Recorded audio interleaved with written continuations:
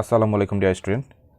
আজকে আমরা SSC accounting বইয়ে দ্বিতীয় অধ্যায় লেনদেনের 6 নম্বর অঙ্কটা সলভ করব।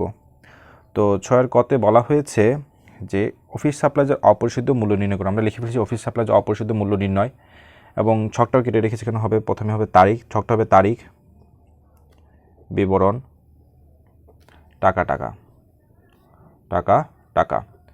ওকে, তো এখন আমাদের যেহেতু অফিস সাপ্লাইজের অপরিশোধিত মূল্য নির্ণয় করতে হবে, আমাদের উদ্দীপকে খুঁজতে হবে কোথায় কোথায় অফিস সাপ্লাইজ রয়েছে।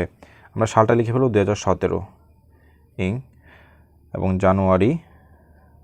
আচ্ছা, আমরা আগে খুঁজে নিই যে অফিস সাপ্লাইজ কোথায় আছে। অফিস সাপ্লাই আছে 21 তারিখে, 21 তারিখ জানুয়ারি 21 তারিখে বলা হচ্ছে ধারে অফিস সাপ্লাইজ ক্রয় করা হলো 17,000 টাকা। আমরা লিখব ধারে অফিস সাপ্লাইজ ক্রয় কত টাকার ক্রয় করা হয়েছে? 17,000 টাকার ক্রয় করা হয়েছে, লিখব 17,000 টাকা। ওকে, আবার দেখব আমাদের সাপ্লাইজ কোথায় আছে। 31 তারিখ সাপ্লাইজ আছে। 31 তারিখ বলা হয়েছে অফিস সাপ্লাইজের মূল্য পরিশোধ করলো 10,000 টাকা। অর্থাৎ আমরা যে 21 তারিখে একটি অফিস সাপ্লাইজ ক্রয় করেছিলাম 17,000 টাকায়, তার মূল্য 31 তারিখে এসে 10,000 টাকা পরিশোধ করা হয়েছে। তো এটা আমাদের বাদ যাবে, লিখব অফিস সাপ্লাইজের মূল্য পরিশোধ। অফিস সাপ্লাইজের মূল্য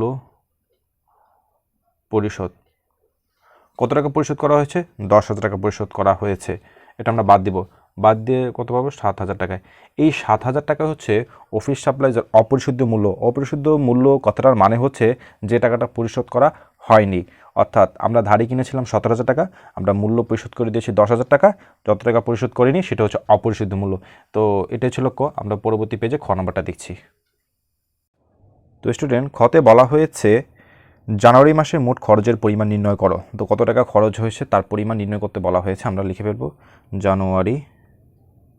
আচ্ছা, কয় তারিখ সেটা পড়ে দিচ্ছি, আগে আমরা উদ্দীপকটা প্রথম থেকে পড়ব। প্রথমেই আমরা নগদ 15 লক্ষ টাকা এবং 7,20,000 টাকা ব্যাংক নিয়ে ব্যবসা শুরু করা হয়েছে। এটা নিশ্চয়ই খরচ নেই, এটা আমাদের কারবারে আসছে। ওকে, 5 তারিখে গ্রাহকের সেবা প্রদান করা হচ্ছে 45,000 টাকা। সেবা প্রদান করেছে যেহেতু এটা রেস্টুরেন্টের ব্যবসা, তো আমি গ্রাহককে সেবা দিয়েছি, সে আমাকে টাকা দিয়েছে, এটা আমার জন্য আয়, এটা ব্যয় না। চেকের মাধ্যমে ভাড়া পরিশোধ করা হয়েছে, মাসিক ভাড়া, এটা এক ধরনের ব্যয়। আমরা লিখব কত তারিখ? প্রথমে 9 তারিখ লিখব মাসিক ভাড়া প্রদান। চেকে মাসিক ভাড়া প্রদান কত টাকা ভাড়া প্রদান করা হয়েছে? 40,000 টাকা। এটা আমাদের জন্য ব্যয়, একটা খরচ এটা আমাদের, কারণ ব্যয়, এটা হচ্ছে ব্যয়, মালিকানা সত্ত্ব হ্রাস পাবে। ওকে, পরবর্তীটা পড়ি আমরা। বিজ্ঞাপন বাবদ পরিশোধ 12,000 টাকা, এটা আমাদের জন্য একটা ব্যয়। বিজ্ঞাপন একটা ব্যয়, আমরা জানি ভাড়া একটা ব্যয়, বেতন একটা ব্যয়, মজুরি একটা ব্যয়, বিজ্ঞাপন তেমন একটা ব্যয়। তো লিখব বিজ্ঞাপন বাবদ পরিশোধ। বিজ্ঞাপন বাবদ পরিশোধ কত টাকা পরিশোধ করা হয়েছে? বিজ্ঞাপন 12,000 টাকা। ওকে, পরবর্তী পড়ি। উপযোগ বিল পরিশোধ করা হয়েছে 17,000 টাকা। এটা আমাদের জন্য একটা খরচ। উপযোগ বিল হচ্ছে গ্যাস বিল, পানির বিল, এগুলোকে উপযোগ বিল বলা হয়। 16 তারিখ লিখব উপযোগ বিল পরিশোধ। উপযোগ বিল পরিশোধ 17,000 টাকা। ওকে, তারপর আরেকটু ধারে অফিস সাপ্লাইজ ক্রয় করা হয়েছে। আচ্ছা, অফিস সাপ্লাইজ ধারে ক্রয় করা হয়েছে, আমরা কি টাকা দিয়েছি? আর যদি টাকা দিতাম এটা আমাদের ব্যয় হতো না, কারণ হচ্ছে আমাদের একটা সম্পদ আসছে এবং আইটি সম্পদ চলে যাচ্ছে, এটা কোনোভাবেই মালিকানার সাথে সাথে কোনো কাজ হয় না, এটা আসবে না। ওকে, তারপর যদি গ্রাহকের ধারে এত টাকা সেবা প্রদান করা হয়েছে। আচ্ছা, ধারে সেবা প্রদান কিন্তু আমাদের জন্য এক ধরনের আয়, এটা এখানে তো আসবেই না। 28 তারিখে গ্রাহকের প্রদত্ত সেবার বিল প্রাপ্তি, এটাও এখানে আসবে না, প্রাপ্তি যেহেতু আমার জন্য আয়। আচ্ছা, অফিস সাপ্লাইজের মূল্য পরিশোধ করা 10,000 টাকা। এবার তোমাদের মনে কোশ্চেন হতে পারে, স্যার যেহেতু মূল্য পরিশোধ করা হয়েছে, টাকা চলে গেছে কারবার থেকে, এটার জন্য ব্যয়। আসলে এটা ব্যয় না, আমরা ধারে একটা সাপ্লাইজ কিনেছিলাম, তার মূল্য পরিশোধ করেছি। একদিক দিয়ে যেমন আমাদের সম্পদ হ্রাস পেয়েছে, এদিক দিয়ে দায় হ্রাস পেয়েছে, মালিকানা সত্ত্বের সাথে কোনো কাজ হয় না। ব্যয় মানে হচ্ছে এখানে ব্যয় বলতে এটা বোঝানো হয়েছে, বা খরচ বলতে এটা বোঝানো হয়েছে মালিকানার সত্ত্বের সাথে কাজ হতে হবে। যেহেতু এটা মালিকানার সত্ত্বের সাথে কোনো কাজ হয় না, তাই এটা এখানে আসবে না। দেখে দেখে মনে হচ্ছে যে কারবার থেকে টাকা চলে গেছে, ব্যয় হয়েছে, কিন্তু এটা এখানে তাও আসবে না। ওকে, এই তিনটা যোগ করে দেবো, যোগ করলে হবে হচ্ছে 69,000 টাকা। এই হচ্ছে আমাদের অ্যান্সার। আমরা পরবর্তী পেজে গ নাম্বারটা দেখছি। তো স্টুডেন্ট, এখন আমরা গ নাম্বারটা দেখব। গতে বলা হয়েছে ব্যবসায় আর্থিক অবস্থার উপর লেনদেনের প্রভাব, অর্থাৎ লেনদেনের প্রভাব দেখানো হয়েছে। অর্থাৎ এই ছকটা আমাদের করতে হবে। তো আমরা কীভাবে ছক কাটতে হয় সেটা আমরা আগের ভিডিওতে দেখে নিয়েছি এবং এখানে ছকটা কেটে রেখেছি আমাদের টাইম বাঁচানোর জন্য, টাইমের সুবিধার্থে। আচ্ছা, আমরা প্রথম থেকে পড়বো এবং পোস্টিং দিব। কত সালের অঙ্ক? 2017 সালের অঙ্ক। 2017 জানুয়ারির 1 তারিখ। 1 তারিখে আমরা নগদ 15 লক্ষ টাকা এবং ব্যাংক 7,20,000 টাকা নিয়ে ব্যবসা শুরু করা হয়েছে। তো নগদ আমাদের বেড়েছে 15 লক্ষ টাকা। আমরা নগদে লিখব 15 লক্ষ টাকা এবং আমাদের ব্যাংক বেড়েছে 7,20,000 টাকা। ওকে, এবং আমরা জানি 1 তারিখে কোনো কিছু নিয়ে ব্যবসা শুরু করে আমাদের মূলধন বৃদ্ধি পায়। আমাদের মূলধন বৃদ্ধি পেয়েছে 22,20,000 টাকা এবং লিখব মূলধন আনায়ন।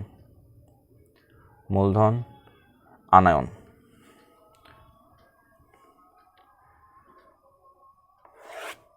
পরবর্তীতে বলা হয়েছে 5 তারিখ বলা হয়েছে গ্রাহকদের সেবা প্রদান করা হয়েছে 75,000 টাকা। গ্রাহকদের সেবা প্রদান করা হয়েছে 75,000 টাকা। তার মানে হচ্ছে গ্রাহককে আমি সেবা দিয়েছি, গ্রাহক আমাকে টাকা দিয়েছে, আমাদের ব্যবসায় টাকা আসছে। টাকা আসলে নগদ বাড়বে হচ্ছে 75,000 টাকা এবং এটা আমাদের জন্য একটা আয়। আয় হলে মালিকানার সাথে বাড়বে 75,000 টাকা, লিখব আয়। ওকে, এবং পরবর্তীতে বলা হয়েছে 9 তারিখে বলা হয়েছে চেকের মাধ্যমে মাসিক ভাড়া প্রদান করলে আমাদের কারবার থেকে টাকা চলে যাবে। টাকা চলে গেলে আমাদের নগদ থেকে কমবে হচ্ছে 40,000 টাকা এবং ভাড়া একটা ব্যয় হলে মালিকানার সত্ত্বে কমে 40,000 টাকা, লিখব ব্যয়। আর হ্যাঁ, ইকুয়াল দিব আমরা প্রত্যেকটা লাইনে, স্টুডেন্ট ইকুয়াল দিব, আমাদের ইকুয়াল না দিলে অঙ্ক হবে না। পরবর্তীতে বলা হয়েছে 11 তারিখে বিজ্ঞাপন বাবদ পরিশোধ 12,000 টাকা। তার মানে কি আমাদের টাকা পরিশোধ করা হয়েছে, আমাদের কারবার থেকে টাকা চলে গেছে। কত টাকা? 12,000 টাকা চলে গেছে। নগদ থেকে কমাবো 12,000 টাকা এবং এই বিজ্ঞাপন আমাদের জন্য একটা ব্যয় হলে মালিকানা সত্ত্বে কমবে 12,000 টাকা, লিখব ব্যয়। ওকে, পরবর্তীতে বলা হয়েছে 16 তারিখে বলা হয়েছে উপযোগ বিল পরিশোধ করা হয়েছে 17,000 টাকা। উপযোগ বিল পরিশোধ করেছে, আমাদের কারবার থেকে টাকা চলে গেছে 17,000 টাকা। তো নগদ আমরা 17,000 টাকা কারবার থেকে কমাবো এবং উপযোগ বিল যেহেতু পরিশোধ করেছি এটা আমাদের জন্য একটা ব্যয় হলে মালিকানা সত্ত্ব থেকে কমবে, ব্রেকের দিনে সরি, ওকে, 17,000 টাকা মালিকানা সত্ত্ব থেকে কমবে এবং লিখব ব্যয়।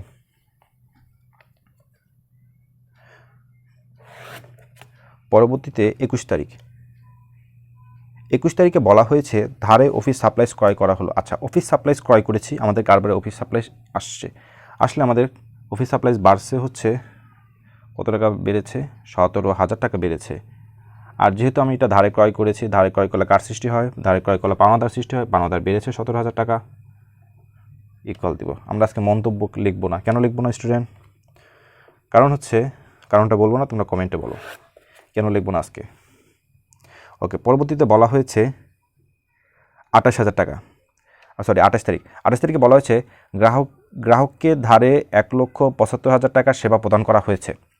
আমি ধারে সেবা প্রদান করেছি গ্রাহককে, অর্থাৎ গ্রাহক আমার রেস্টুরেন্টে আসার পর খেয়েছে বা সামথিং কিছু একটা করেছে, কিন্তু তারা টাকা দেয়নি, ধারে সেবা দিয়েছে আমি তাকে, আমি ধারে সেবা দিয়েছি। এটা ধারে সেবা দিলে আমাদের কাজ সৃষ্টি হয়, দেনাদার সৃষ্টি হয়। দেনাদার আমাদের বেড়েছে, কত টাকা বেড়েছে?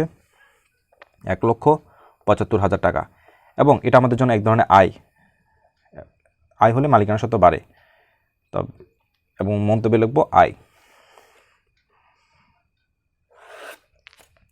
পরবর্তী 30 তারিখে বলা হয়েছে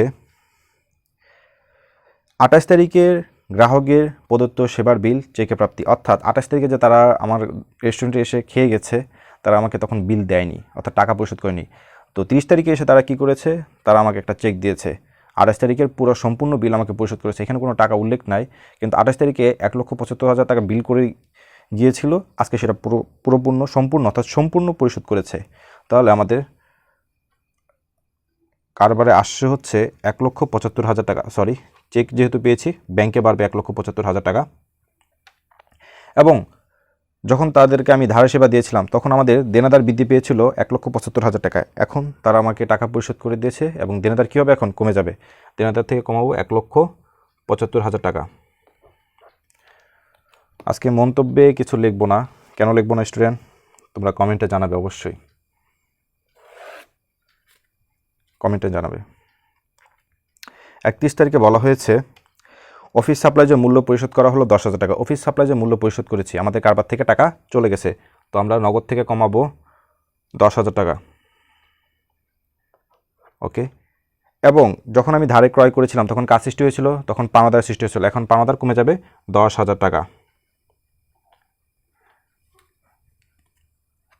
তো এবার কি করবো আমাদের, সরি এখানে মাইনাস দিতে ভুলে গেছি, মাইনাস দিয়ে নিবা। এবার আমাদের যেটা করতে হবে উদ্ধৃত নামাবো। তো উদ্ধৃত নামাবো, এখন প্রত্যেকটা উদ্ধৃত নামাবো। তো নগদের উদ্ধৃত নামালে হচ্ছে হয় 15,36,000 টাকা, এবং ব্যাংক হচ্ছে 8,55,000 টাকা। অফিস সাপ্লাই 17,000 যা আছে তা থাকবে, এখানে দেনাদার থাকবে না, এখানে পাওনাদার আসবে 7,000 টাকা, আর মালিকানা সত্ত্ব আসবে 24,01,000 টাকা। এবার আমরা 2 বার যোগ করে দেব। সম্পদ পাত যোগ করলে হয় হচ্ছে আমাদের 24,08,000 টাকা, এবং মালিকানা সত্ত্ব যোগ করলে হবে 24,08,000 টাকা। এই ছিল আমাদের অঙ্ক। যদি তোমাদের বুঝতে অসুবিধা হয় অঙ্কটা আবার দেখবে। ধন্যবাদ সবাইকে। আসসালামু আলাইকুম।